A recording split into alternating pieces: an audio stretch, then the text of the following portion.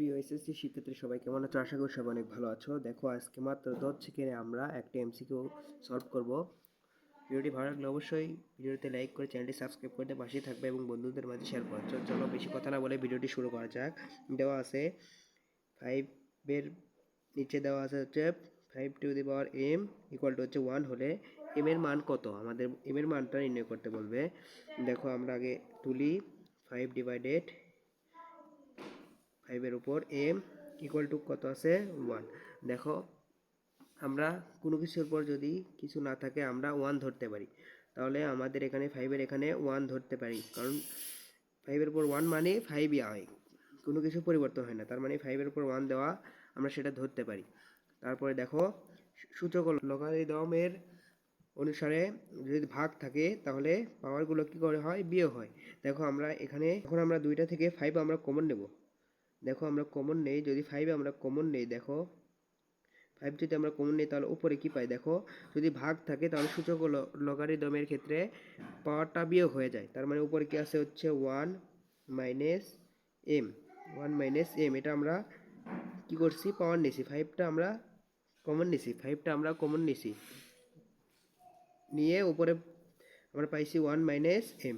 দেখো ভাগ ছিল আমরা বিয়োগ করছি, উপরে ভাগ 1 ছিল, 1 মাইনাস আমরা নিচের পাওয়ারটা দিছি 1 মাইনাস m। তারপরে ইকুয়াল টু কত হবে? দেওয়া আছে হচ্ছে 1। দেখো এখন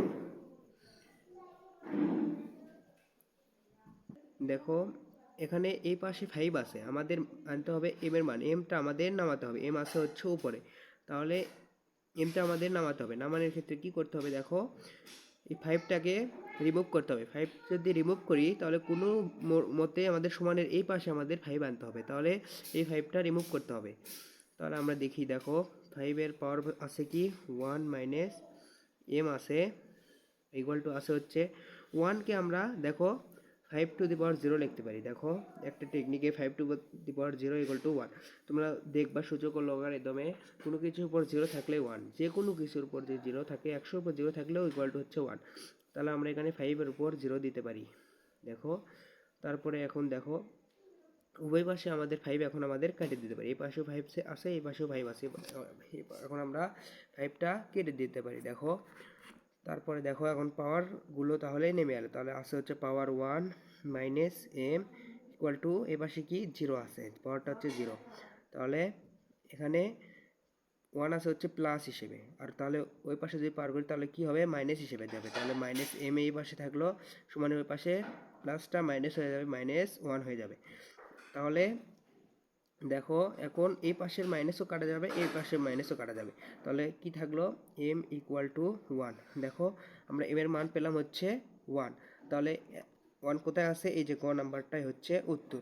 দেখো তোমরা যদি বুঝে থাকো তাহলে একটা এমসিকিউ সলভ করো। দেখো এটা সলভ করো, দেখো যে 5 divided by 5 to the power m হলে ইকুয়াল টু 2 হলে m এর মান কত? m এর মান কত তোমরা কমেন্টে অবশ্যই জানাও।